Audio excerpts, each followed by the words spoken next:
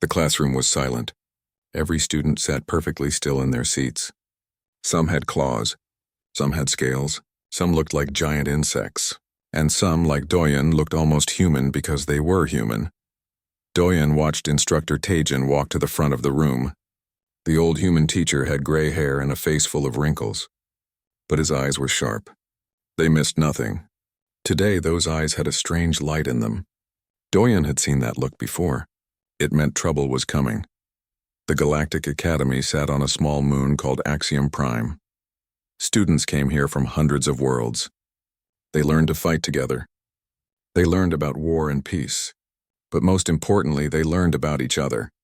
Or at least that was the idea. Taejin picked up a datapad. He looked at it for a moment, then smiled. That smile made several students shift in their seats. Doyen did not move. He had learned long ago that staying calm was better than showing fear. Today we begin partner training, Taejin said. His voice was calm and clear. You will work in pairs. You will eat together, train together, study together. Your partner will become as important to you as your own hand. The students relaxed a little. Partner training was normal. They did it every term. Most students picked their own species. Humans worked with humans. The big bear-like Grunder worked with other Grunder. The small rabbit-like Clerians stayed with their own kind. It was safer that way. First pair, Taejin said, reading from his pad. Doyen and Kresh. The room went completely silent. Not the comfortable silence from before. This was the silence of shock, of fear. Someone dropped their datapad. The sound echoed like a gunshot. Doyen looked across the room. There in the back corner sat Kresh. The Valkyrin was huge, 8 feet tall even while sitting. His scales were black like midnight. His claws could cut through metal. His eyes glowed amber like fire in the dark. Right now those eyes were locked on Doyen. The Valkyrin were apex predators. On their homeworld they hunted everything. They feared nothing. They worked alone because they needed no help. Other species called them the Deathwalkers. Even the name made prey species shake with fear. Kresh stood up slowly. The movement was smooth like a snake preparing to strike. His crest, the line of sharp spines running down his head and back, rose up. In Valkyrin body language, this meant anger. It meant challenge. No, Kresh said. His voice was deep and rough like rocks grinding together. I will not train with prey. Several students nodded. They understood. Valkyrin did not work with other species. They especially did not work with weak species like humans. Humans had no claws, no scales, no venom. They were soft and slow. They were prey animals walking on 2 legs. Taejin did not look surprised. He did not look angry either. He simply stood there, smiling his small smile. Is that your final answer, Cadet Kresh? It is, Kresh said. His tail whipped back and forth. Another sign of anger. Very well, Taejin said. He looked at Doyen. Corporal Doyen, please follow me. Cadet Kresh, you too. Doyen stood up. He was 24 years old but looked younger. He was not particularly tall or strong by human standards. He had black hair and dark eyes. His uniform was neat and clean. He looked ordinary, forgettable. That was exactly how he liked it. Kresh moved toward the door. He walked past Doyen without looking at him. The message was clear. Doyen was beneath his notice.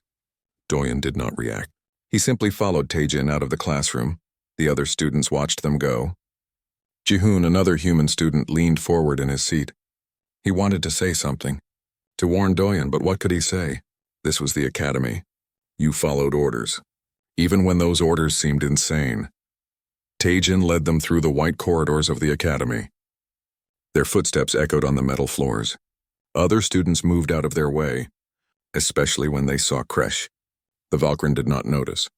Or if he did not care. They stopped at a door marked Training Room 7. Taejin pressed his hand to the lock panel.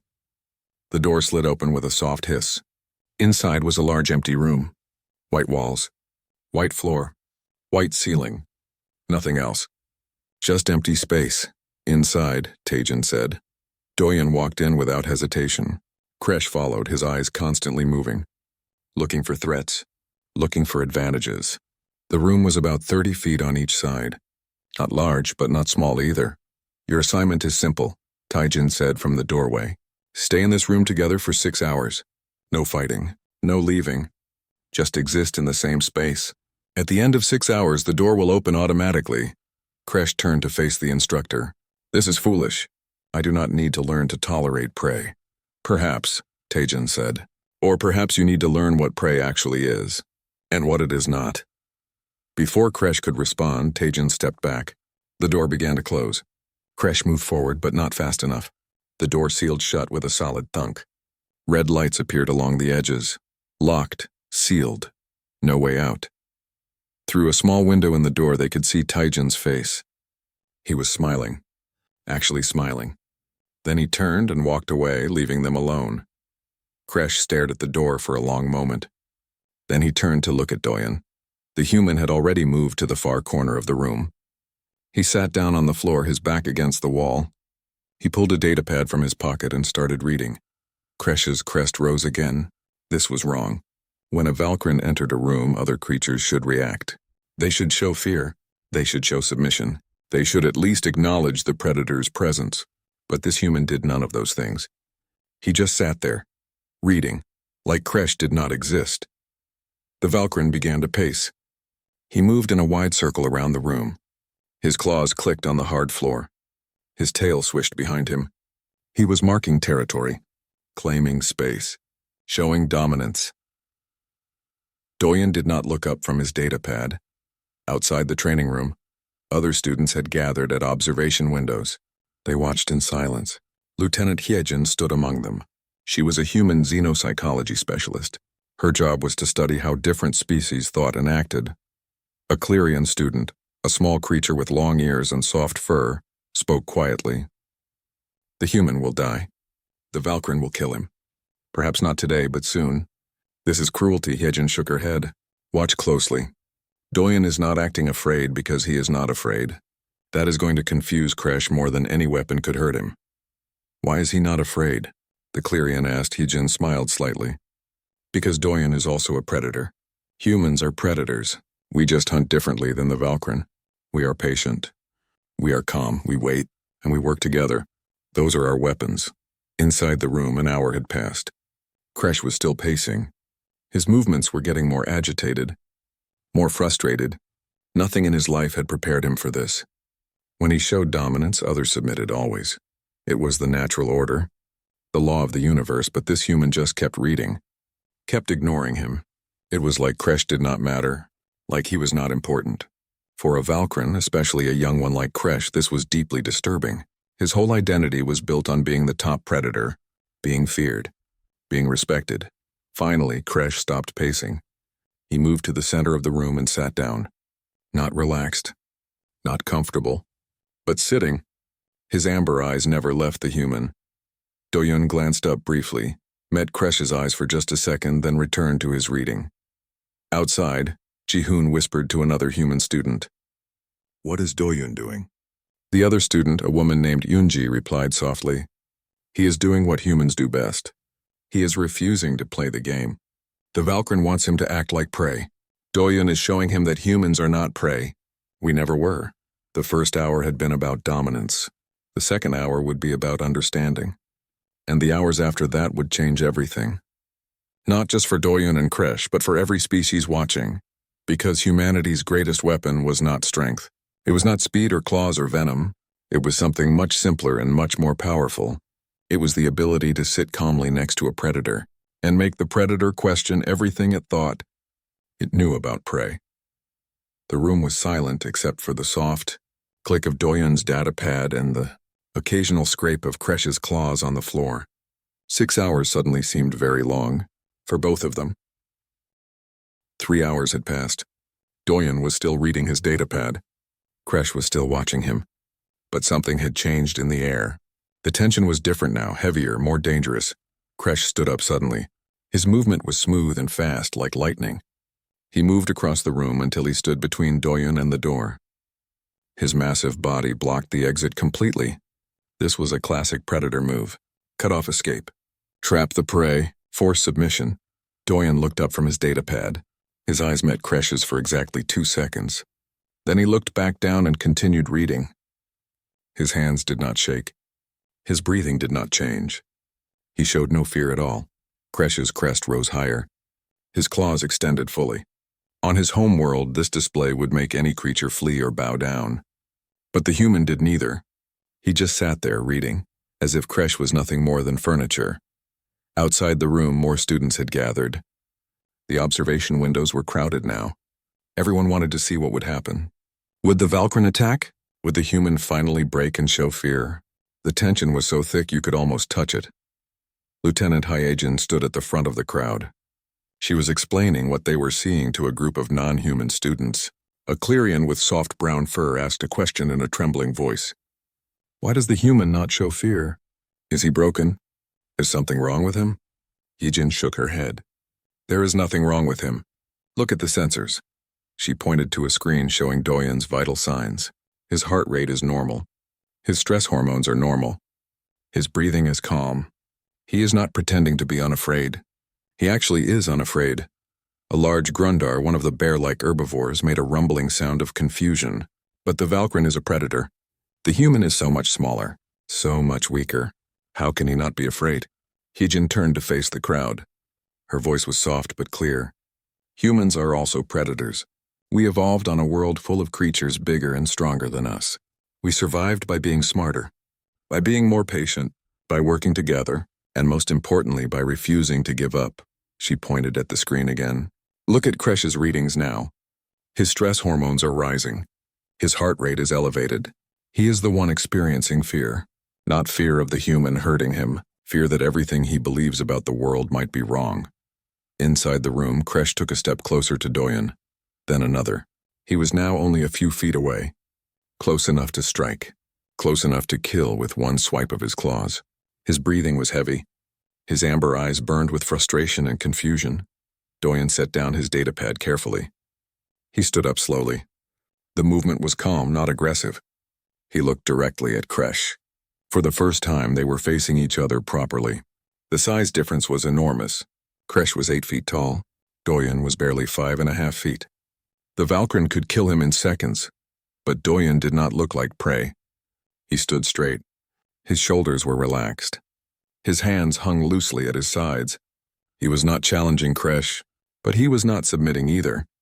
He was simply being, existing, occupying space as if he had every right to be there. Kresh opened his mouth. His teeth were like knives. He let out a roar that would have made most creatures collapse from sheer terror. The sound echoed off the white walls. It filled the entire room.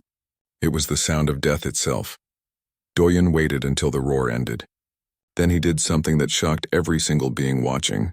He walked toward Kresh, not running, not attacking, just walking, calm and steady.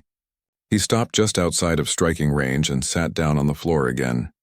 This time he was much closer to the Valkyrin. From his pocket, Doyen pulled out a ration bar, the kind that soldiers ate in the field. He unwrapped it slowly. Then he broke it in half. He held out one half toward Kresh. An offering, an invitation, a gesture that transcended words. Outside, the crowd went completely silent. Nobody could believe what they were seeing. A prey creature approaching a predator was insane. Offering food to a predator was beyond insane. It broke every rule of nature that most species understood. Jihoon, the other human student, whispered urgently to Hyagin. What is he doing? That is crazy. Hyagin smiled slightly. He is showing Kresh something the Valkyrin have never experienced. He is showing him cooperation, sharing, trust. These are human instincts. We share food with pack members. We share resources with allies. Doyen is telling Kresh without words that they could be allies instead of enemies. Inside the room, Kresh stared at the offered food. His mind was racing. In Valkyrin culture, predators never shared food. Food was competition. Food was dominance. You took food from the weak. You defended your food from rivals, but you never ever shared it willingly. Yet here was this small, weak creature offering him food. Not in submission, not in fear, but as if they were equals. As if they were friends? The concept did not even exist in Kresh's language. The Valkyrin had no word for friendship between individuals of different strength levels. Kresh did not take the food. But he also did not attack. He stood there frozen between instinct and confusion. His entire worldview was built on simple rules. Strong dominated weak, predator hunted prey, individual power determined worth. But this human followed none of those rules. He existed outside the system. and that was terrifying in a way that physical danger could never be. Slowly, very slowly, Kresh sat down. He kept his distance from Doyun, but he was no longer standing over him. No longer displaying dominance. For the first time since entering the room, he was not actively trying to intimidate the human. Doyun set the offered half of the ration bar on the floor between them. Then he ate his own half slowly. He was not watching Kresh now. He was giving the Valkyrin space to think, space to process. This was another human skill that the galaxy did not understand yet. Humans knew when to push and when to give space, when to talk and when to be silent. They sat in silence for a long time. Outside, the students watched in amazement. This was supposed to be a disaster. Everyone expected violence, expected dominance displays, expected the natural order to be maintained. Instead, they were watching something new, something that had no name in most galactic languages. A senior Valkyrin instructor named Vresk stood at the back of the crowd. He was old by Valkyrin standards. He had seen many battles, many hunts. He understood dominance and submission better than almost anyone alive, and what he was seeing disturbed him deeply. Vresk spoke to another instructor, his voice low and troubled. The young one should have dominated by now, should have forced submission or ended the threat. But he hesitates. Why? The other instructor, a creature with multiple arms and compound eyes, clicked thoughtfully. Perhaps because the human is not acting like prey. Without the prey response, the predator response cannot complete its cycle. They are locked in a new pattern, one with no clear resolution. Vresk did not like that answer, but he could not deny its truth. The Valkyrin had conquered dozens of worlds. They were feared across the galaxy, but they had never encountered a species like humans before. Humans who looked like prey but acted like something else entirely. Inside the room, Hour 4 was beginning. Kresh finally spoke. His voice was not a roar this time. It was quieter, more uncertain. What are you? Doyun looked at him calmly. I am human, just like you are Valkyrin. No, Kresh said. His tail moved in agitation. Prey creatures fear predators. They submit or they flee. You do neither. Why? Doyun considered the question seriously. Because I am also a predator. My species hunted the biggest animals on our world, not by being stronger, not by being faster, but by never giving up. We would chase prey for days, run them until they collapsed from exhaustion. We did not need to be the strongest. We just needed to outlast everything else. Kresh's eyes narrowed. That is not real hunting.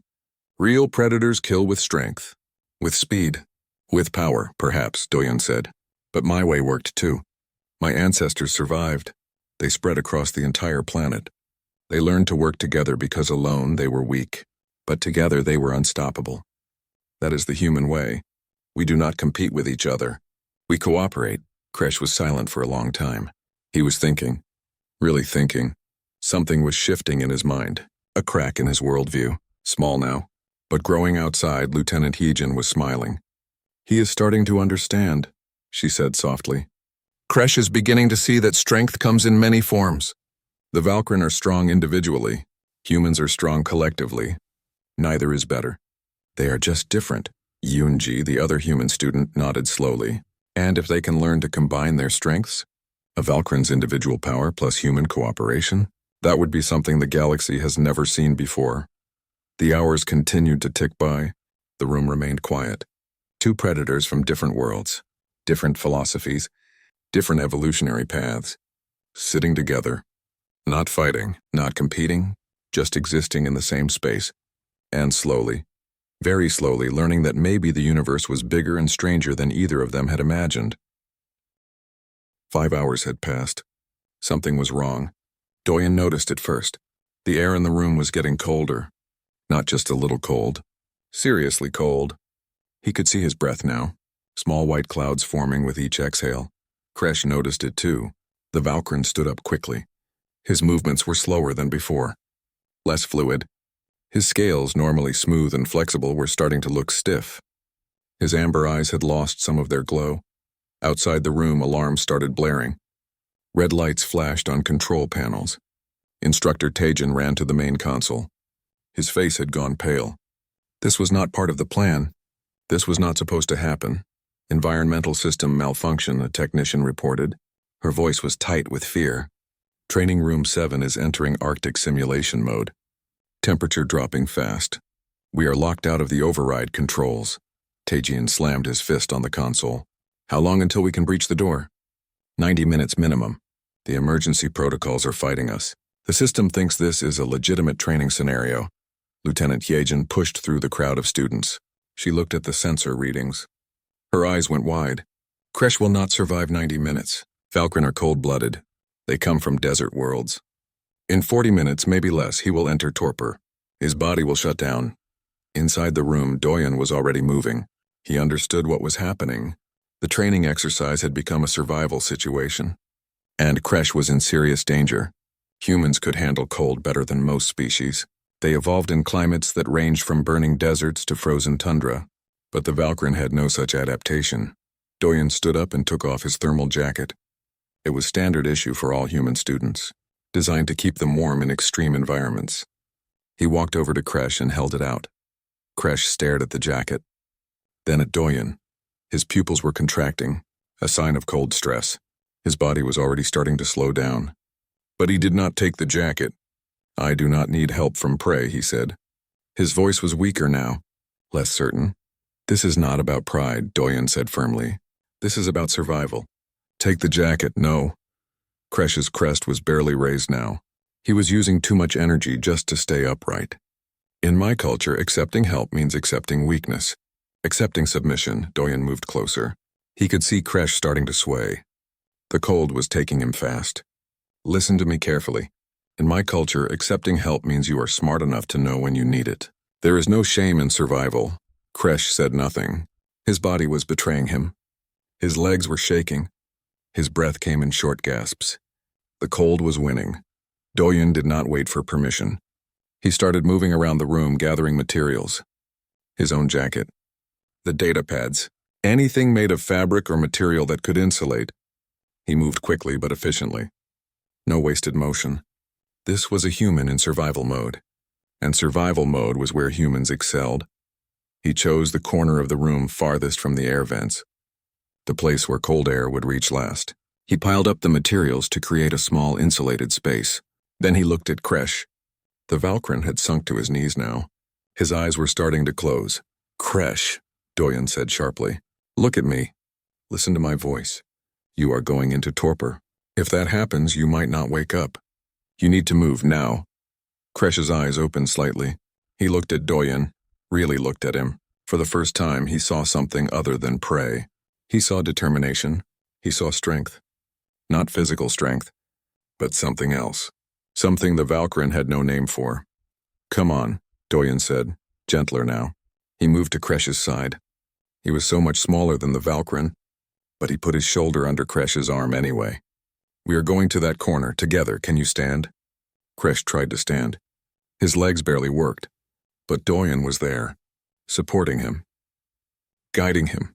Together they made it to the corner. Kresh collapsed into the makeshift shelter. Doyen wrapped the thermal jacket around the Valkyrin's massive shoulders. It barely fit, but it would help. Then Doyen did something that shocked Kresh even more. He sat down next to him, close, very close, close enough to share body heat. Doyen was cold too. He was shivering.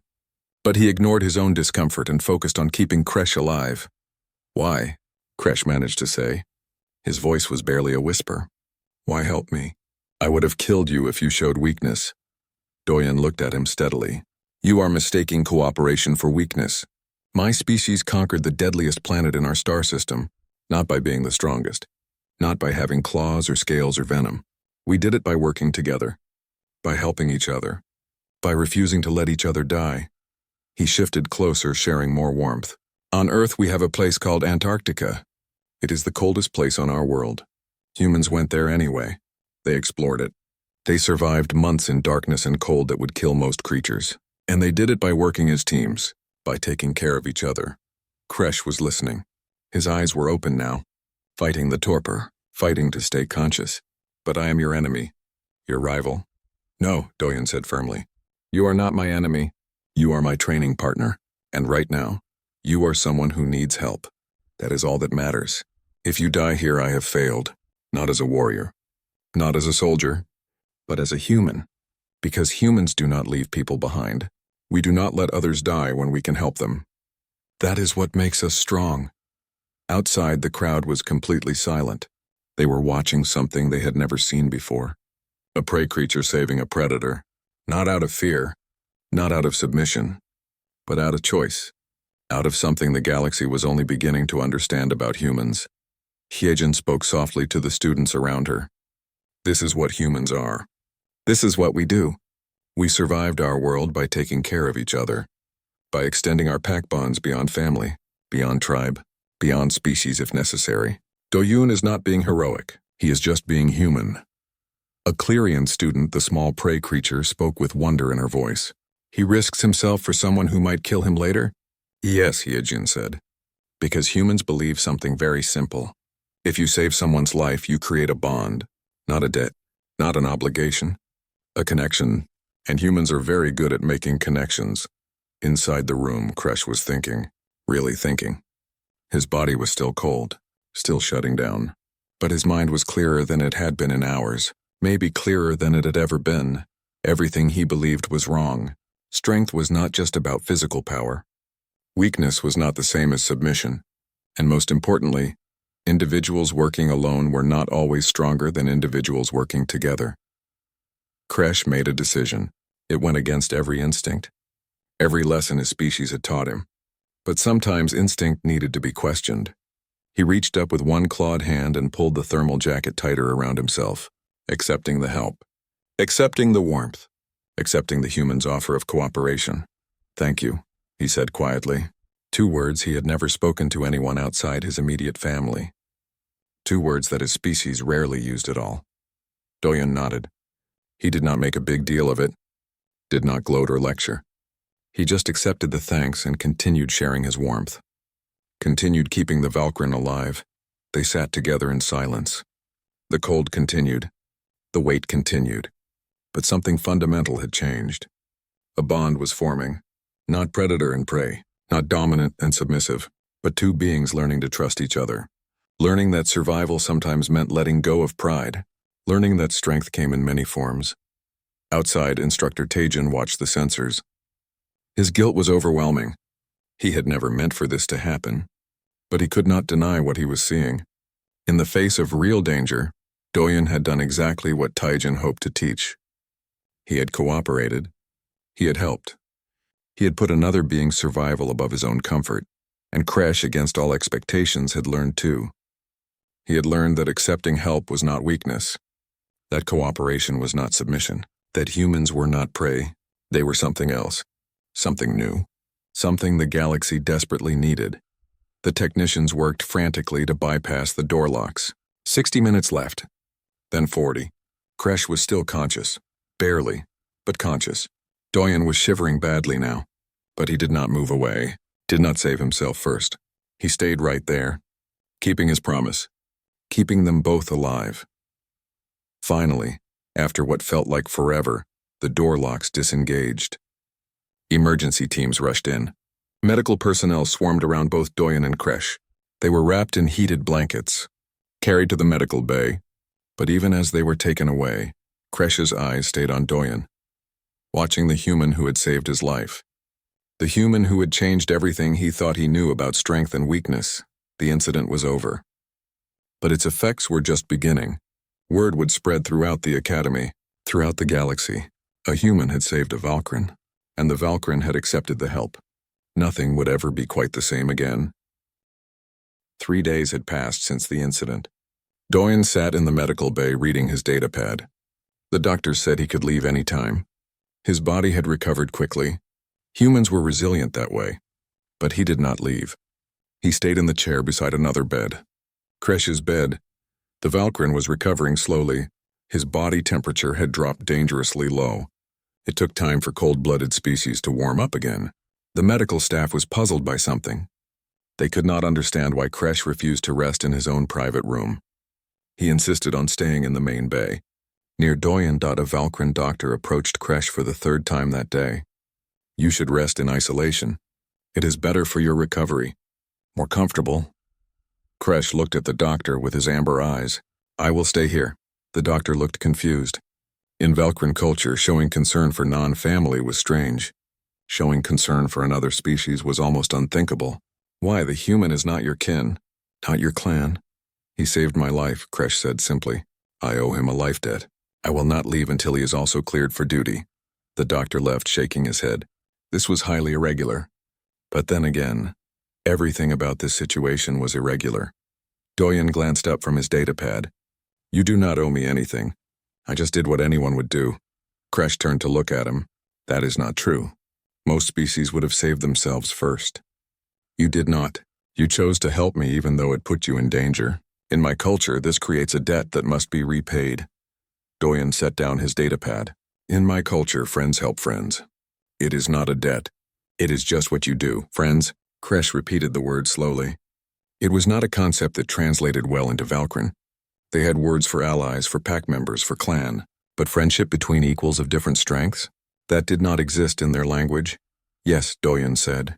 Friends. People who care about each other. Who help each other. Not because they have to, because they want to. Kresh was quiet for a long moment. Then he nodded slowly. Then I will be your friend, if that is the human way. Doyen smiled. It was a small smile, but genuine. Good. Now will you please eat something? You are making the nurses nervous by refusing food. Kresh looked at the meal tray beside his bed. He had been ignoring it. But if Doyen asked, then perhaps he should try. He picked up a piece of meat and ate it slowly. Doyen returned to his reading, satisfied. Outside the medical bay, word of their partnership had spread throughout the academy. Students talked about it in the dining halls, in training rooms, in dormitories. A human and a Valkyrin working together, caring about each other. It should not be possible. But there they were, the reactions were divided. Prey species like the Clerians were fascinated. If a Valkyrin could bond with a human, maybe the galaxy's rigid power structure could change. Maybe they did not have to live in fear of predators forever. Predator species were more cautious. Some saw Kresh's choice as weakness. Others saw it as something new, something potentially powerful. A few, like the senior Valkyrin instructor Vresk, saw it as a threat to the natural order. The human students were largely unsurprised. Jihoon explained it to a group of confused aliens in the common room. This is just how humans are. We make friends easily. We cooperate naturally. It is not special to us. It is normal. A large Grundar student rumbled thoughtfully. But your species is so small. So physically weak. Why do you not fear the stronger species? Yoonji, another human, answered. Because we evolved differently.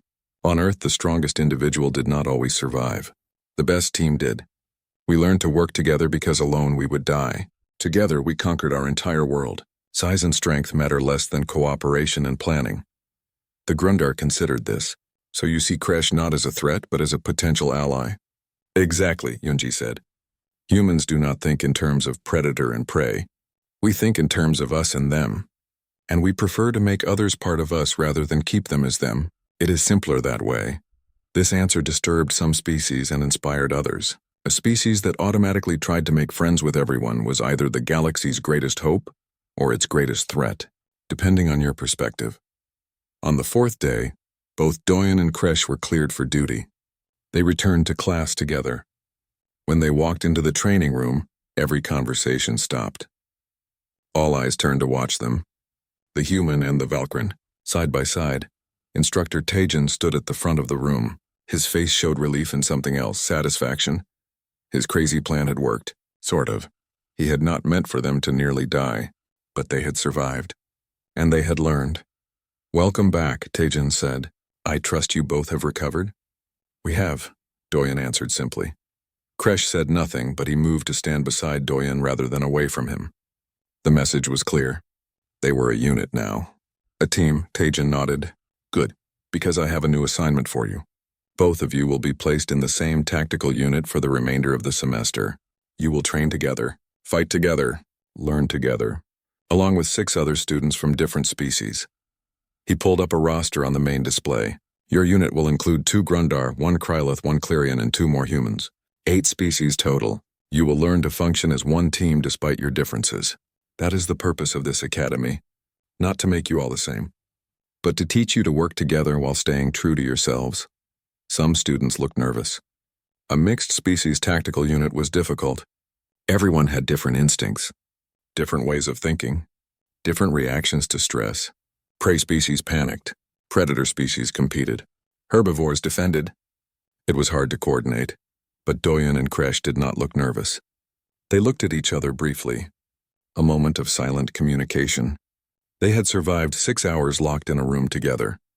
They had survived cold that nearly killed one of them. They could handle anything the Academy threw at them now. Later that day, Lieutenant Hyejin met with Instructor Taijin in his office. She looked at him seriously. "You know what you have done, right? You have not just created a partnership between two students. You have proven a concept that could change everything." Taijin leaned back in his chair. "I know. If a Valkyrin and a human can work together, then any species can. That is the point. The galaxy operates on outdated rules. Predator dominates prey. Strong dominates weak. But that system is inefficient. It wastes potential. And you think humans can change that?" Hyejin asked. "I think humans already are changing it," Taijin said. "We have only been in the galaxy for 30 years. And already we are making friends with species that have been enemies for centuries. We are forming alliances that should not exist. We are teaching cooperation to species that never needed it before. That is humanity's real strength. Not our technology, not our weapons, but our ability to turn strangers into family." Hyejin smiled. "Some species will not like that. Some will see it as manipulation. As a threat, let them," Taijin said. "The universe is changing whether they like it or not. There are threats out there beyond known space, threats that will destroy us all if we cannot work together. Better to learn cooperation now, in a controlled environment, than to learn it later when lives depend on it." In the training room, Doyun and Kresh were meeting their new unit members. The Clerian, a small female named Sola, looked terrified of Kresh. The two Grundar, massive and strong, looked uncertain. The Krylith, an insectoid with multiple eyes and limbs, kept a safe distance. Jihoon and Yunji, the other two humans, looked between their teammates. This was going to be interesting. Doyen spoke first. His voice was calm and clear. "I know this is strange. We are all different. We have different strengths and different fears, but we are a team now, and teams succeed by using everyone's abilities, not by forcing everyone to be the same." Kresh nodded slowly. Then he spoke, surprising everyone. "The human speaks truth. I am strong, but I am one. Together we can be stronger than any individual. This is what I have learned." Sola, the Clerian, looked up at the massive Valkyrin. You really believe that?" Kresh looked down at her. "I do. The human saved my life by working with me instead of against me. Perhaps we can all learn to do the same." It was a small moment, but it was a beginning. A Valkyrin and a human, standing together, speaking about cooperation, treating a prey species with respect instead of contempt. The galaxy had never seen anything like it, and this was just the start. The final examination had arrived. All teams were sent to a hostile moon for a 3-day field exercise. They had objectives to complete, enemies to avoid, terrain to survive. This was the ultimate test of everything they had learned. Doyen's team stood in their dropship waiting for deployment. 8 beings from 8 different worlds. Doyen and Kresh, Jihoon and Yunji. The 2 Grundar, massive and strong, named Thorak and Mesa. The Krylith insectoid named Zik. And tiny Sola, the Clerian prey species. The first few hours were chaotic. Everyone had different ideas about how to proceed. Kresh wanted to move fast and strike hard. The Grundar wanted to defend a strong position. Sola wanted to hide and avoid detection. Zik had 7 different plans and could not decide between them. The humans tried to coordinate, but nobody was listening. They were paralyzed by their differences, each species doing what their instincts told them. But instincts that worked for individual species did not work for mixed teams. They needed something else. They needed a new way of thinking. Then they encountered an enemy patrol. A large one. Too large to fight directly. The team had to make a decision fast. But they were still arguing. Still pulling in different directions. Doyen did not shout, did not give orders. Instead, he asked questions. Simple questions. He turned to Kresh first. "If you could not defeat this enemy with direct force, what would you do?" Kresh considered. "I would draw them away from their objective. Make them chase me. Lead them into disadvantageous terrain." Doyen nodded. Then he looked at Sola. "What escape routes have you identified?" Sola's ears perked up. "There are 3 paths through the rocks to the north. Narrow. Good for small groups. Bad for large formations. Good, Doyen said. He turned to the Grundar. If we needed to hold a position for 5 minutes, could you do it? Thorak, the larger Grundar, rumbled confidently. 5 minutes? We could hold for 10. Doyen looked at Zik. Which of your plans works best with mobile enemies in open terrain? Zik clicked rapidly, processing. Plan 4. Use multiple observation points to track enemy movements. Coordinate responses in real time. Within 2 minutes, Doyen had done something remarkable. He had not forced everyone to follow one plan. He had combined all their plans into something new, something that used everyone's strengths. The strategy came together naturally. Kresh would be the bait, drawing enemies away with his aggressive movements. Sola would guide them through the narrow escape routes that only small, fast creatures could navigate efficiently. The Grundar would hold key positions, using their massive strength to block pursuit. Zik would coordinate everything with multiple eyes watching from different angles. And the humans would move between roles, adapting as situations changed. It worked perfectly. The enemy patrol was confused by the mixed tactics. They expected predators to charge. They expected prey to flee. They expected herbivores to defend. But this team did all three simultaneously. The enemy could not adapt fast enough. The exercise that should have taken hours was completed in 40 minutes. The team reached their objective with 0 casualties and minimal resource expenditure. Back at Academy Command, instructors watched in stunned silence. Instructor Tajan smiled. This was exactly what he had been working toward. A team that did not overcome their differences but used them. A team where a Valkyrin's aggression was an asset, not a problem. Where a Clerian's caution was wisdom, not cowardice. Where every species contributed their unique strengths to a whole greater than its parts. Lieutenant Hijin stood beside him, watching the screens. You did it. You actually created a new kind of military unit, one that functions across species lines, one that makes diversity a weapon instead of a weakness. I did not do it, Tajan said quietly. Doyen did. And Kresh, and every student willing to question what they thought they knew about strength and weakness. I just locked them in a room and let them figure it out. But not everyone was happy. In another room, senior Valkyrin instructors were meeting. Vresk, the old warrior, spoke with barely controlled anger. This undermines everything. Predator species have always led because we are the strongest. Now these humans are teaching other species that cooperation is more important than individual power. This cannot continue. Another Valkyrin instructor nodded. We should file a formal complaint with Academy Command. Tajan's methods are dangerous. They disrupt the natural order. The complaint was filed. A hearing was scheduled. Tajan was called to defend his teaching methods before a council of senior instructors from multiple species. The room was packed with observers. This was about more than one teacher's methods. This was about humanity's place in the galaxy. Tajan stood before the council calmly. He did not look nervous.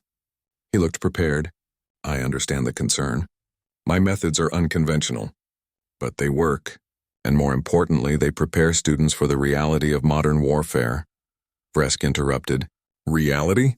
The reality is that strong species lead and weak species follow. That is how the galaxy has always worked. That is how it should work, is it? Tajan asked. Then why did the Kreth incursion nearly destroy 3 civilizations? Because strong species refused to cooperate with weaker ones. Because everyone fought alone. We almost lost that war. We won only when species started working together instead of competing. Before the council could respond, Tajan did something unexpected. He called Kresh to testify. The young Valkyrin entered the chamber. Every eye turned to watch him. He was still young, still learning, but he had changed. Everyone could see it. Kresh stood before the council. He looked at the senior Valkyrin instructors, his own species. He knew what they expected him to say, that the training had been wrong, that he regretted accepting human friendship, that he wanted to return to the old ways. But Kresh did not say any of that. Instead, he spoke the truth. I believed I was strong because I could fight alone, because I could dominate others, but I was wrong. Real strength is different. It is knowing when to fight and when to cooperate, when to lead and when to follow, when to trust and when to be cautious. He paused, looking directly at Vresk. The human saved my life. Not by being stronger than me, but by choosing to help me when he could have saved only himself. That is a kind of strength we Valkyrin do not understand. We call it weakness. But maybe we are wrong. Maybe there are many kinds of strength. and maybe the galaxy needs all of them. The chamber was silent. A young Valkyrin had just challenged everything his species believed about power and dominance, and he had done it calmly, rationally, without anger or submission. He had simply told the truth as he now understood it. The council deliberated for hours. In the end, they reached a decision. Taijin's methods would not only continue, they would expand. Other human instructors would be recruited. Similar programs would be started across the academy. The age of single-species military doctrine was ending. The age of cooperative warfare was beginning. Weeks later, Doyun and Kresh stood in the graduation hall. They had completed their training. They were being assigned to a new unit, a joint response force composed of multiple species. They would be partners, not just for training, but for real missions. As they prepared to ship out, Kresh asked Doyun a question. Do you think the galaxy is ready for what your species represents? For cooperation across all boundaries? Doyun looked out at the stars through the viewport. I do not know if the galaxy is ready, but it needs to be. There are threats out there that will not care about our differences. They will destroy us all equally if we do not learn to work together. He turned to look at his friend, his partner, a Valkyrin who had learned to trust, a predator who had discovered cooperation. My species survived Earth by helping each other, by extending our pack bonds to anyone willing to join us. We do not have claws or armor or natural weapons, but we have each other, and we have learned to make everyone part of our pack. That is not weakness.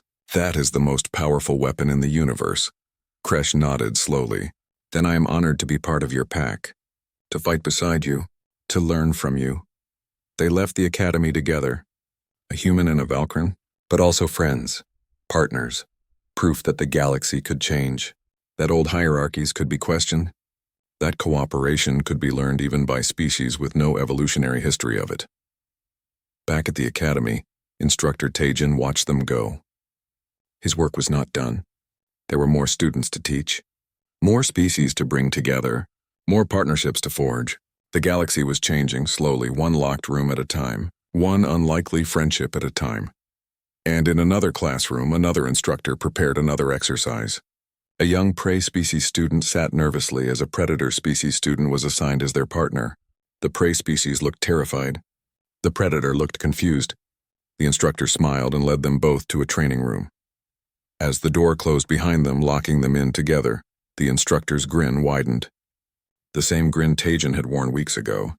Because this was how change happened, not through grand declarations or formal policies, but through small moments, through forced proximity, through the gradual realization that the being you feared was not so different from yourself.